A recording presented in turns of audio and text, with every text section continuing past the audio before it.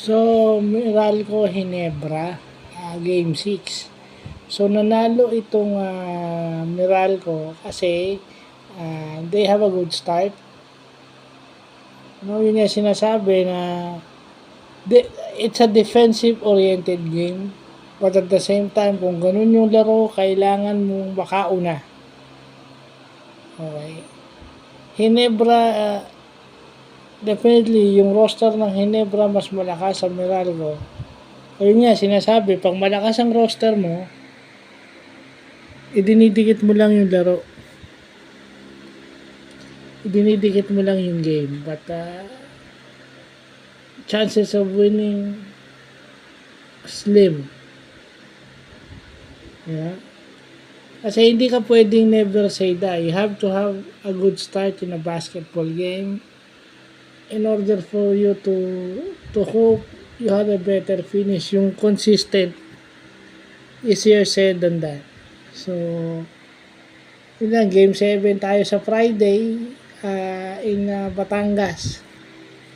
So, ano kayang mangyayari? Kasi different environment. Yung shooting ng mga players, hindi natin alam kung sino yung tatama with the new environment, new court.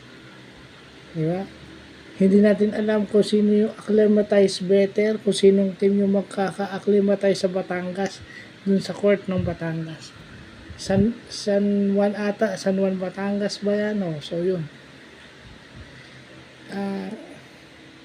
Yun, I think Team Cone must realize to use the full complement of his lineup. Kasi hindi natin alam kung may mai-injured na player.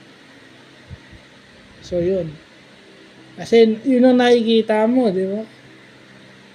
Naawa ko kay Christian Steinhardinger because pagod na pagod siya. So, yun na lang. You cannot afford to lose Christian Steinhardinger to injuries. Kung to fouls nga, hindi pwede. Mas lalo na to injuries. Sana magbago na yung ano niya na hindi siya gumagamit.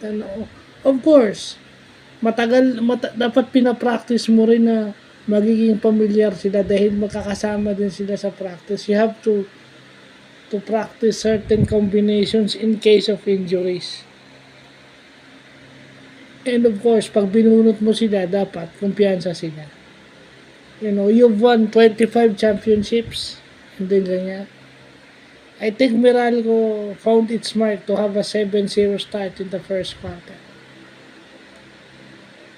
So bawat run ng Ginebra, sumasabay lang sila. And eventually, in the end, sinulit lang nila sa dulo. So, yun lang po.